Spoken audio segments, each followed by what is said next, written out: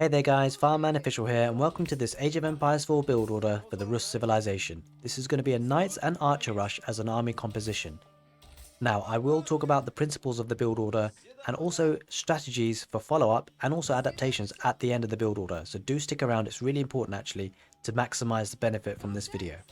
Now, the first things first, you queue up villages in your TC, you send the villagers that are waiting there to get food from the sheep, and you send your scout forward to find as many sheep as you possibly can. Then you'll take one villager from underneath the TC when things are settled to build a house, one to build a lumber camp, and one to build the hunting cabin. These three builder villagers will then go to wood. We'll talk about the hunting cabin again a little bit later, but let's stick to the build. The new villagers from the TC will go to sheep, and that'll be an extra 7 on food. So you started off with the 3 villagers that were waiting to go to food, you're adding an extra 7, so then what you want to see is 10 villagers on food before you start to transition to anything else. As soon as the lumber camp is built, research forestry, and as soon as the hunting cabin is built, you'll want to train 2 scouts. Now that will give us 3 scouts in total, and they're all going to do slightly different things. So I will talk about it through the video, but again, stick around till the end of the video where I'll talk about the principles of the build order, and it helps you understand. It's a lot better to understand the build order as well as learn it, as opposed to just learning it. So we've got a bit of time now because we have queued up our villagers to go to food, and we're going to get about 10 in total, so that does give us time to send our scout forward and find as many sheep as we can, especially the sheep that are around your opponent's base, because not only does that give you sheep, it takes sheep away from your opponent. When your second scout comes out from the hunting cabin, take that scout to find sheep around your base and bring it back to the TC. The last thing you want to do is run out of sheep underneath your TC.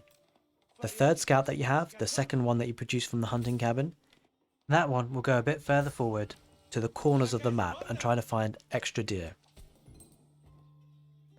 Now, as you can see with the scouts, we're actually shooting the deer, and that's really important because the Rus civilization get the bounty system, and with the bounty system, as you can see here, it gives the civilization some bonuses.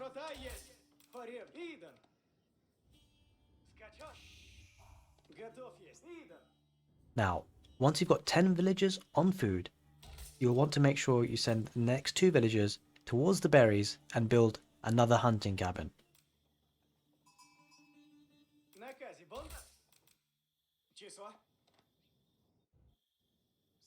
So now that you've got 3 scouts on the field, you'll really need to go around finding as many sheep as you can and as many deer patches as you can as well.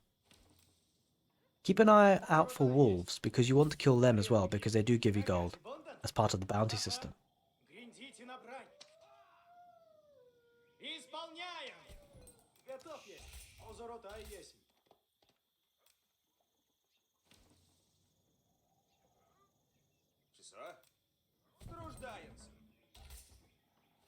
And so the second villager that goes up to the hunting cabin will build a house and then go to the berries as well.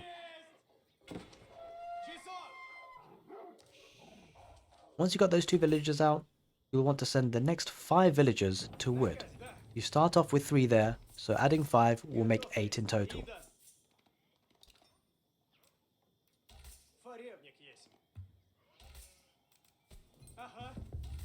It's around about now that you'll be able to build your feudal age landmark, and I usually go for the Kremlin to add a bit of a defensive presence around your base.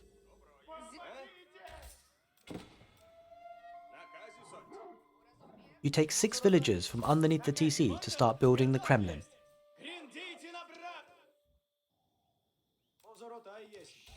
So far so good. Now as soon as you started to build the Kremlin, you'll then want to save up, and as soon as you can, start to research wheelbarrow from the hunting cabin.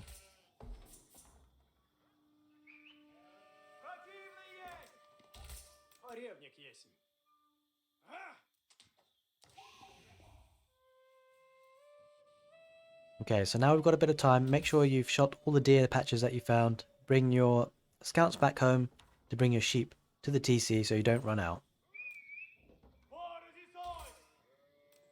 And so now we can talk about the steps after you hit feudal age. Because you've got 6 villagers building the Kremlin, you'll take 2 of those villagers to start building an archery range and a stable, and 1 villager to build a house. The rest of the 3 villagers will go to gold, and those builder villagers will go to gold as well, making 6 in total.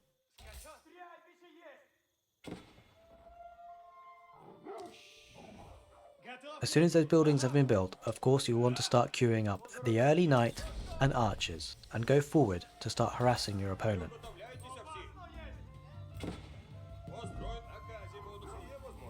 As you can see now, we've built the Kremlin, and so we're going to start building our stable, archery range, and also make sure that we go to gold. And there's the house as well. Now that we have 8 villagers on wood, the rest of the villagers from the TC that will newly come out will go to a food resource. That will either be the sheep or the berries.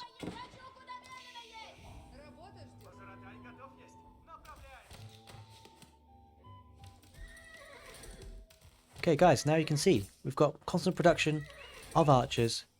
We've started to queue up knights, and it's all looking very good. We will start to be able to put a lot of pressure on our opponent. As you can see, knights and archers queued up, and villagers are constantly being produced from the town centre.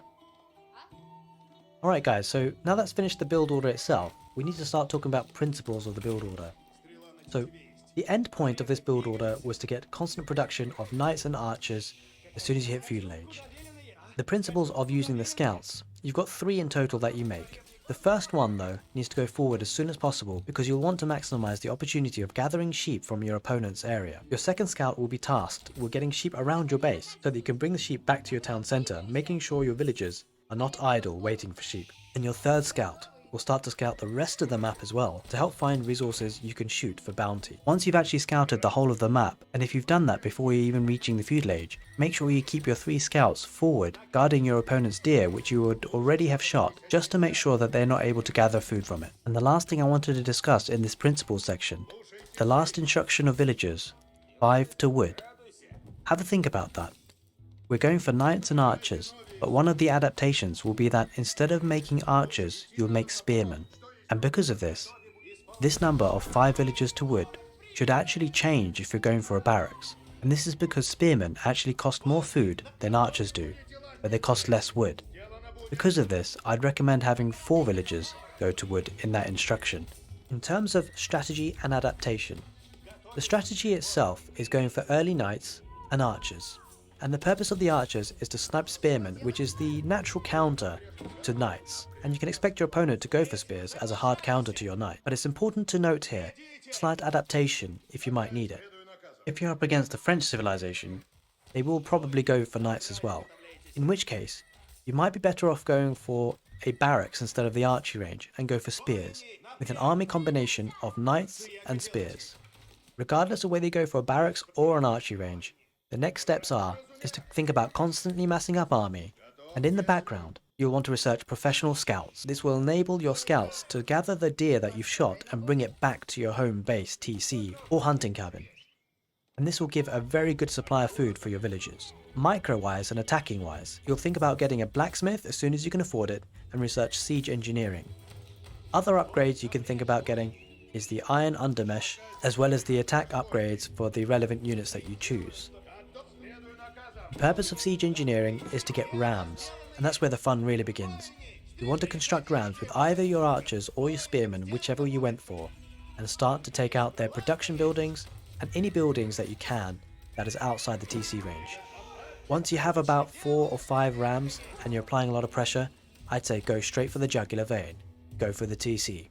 So guys, I hope you enjoyed this build order tutorial, as well as the discussions we've had about the build order endpoint, the principles of the build order, the strategies, and the adaptation suggestions. If you did enjoy this video, please do give it a like, it really helps the channel.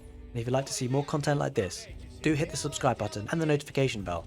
Guys, I hope you have a great day. I'll see you next time.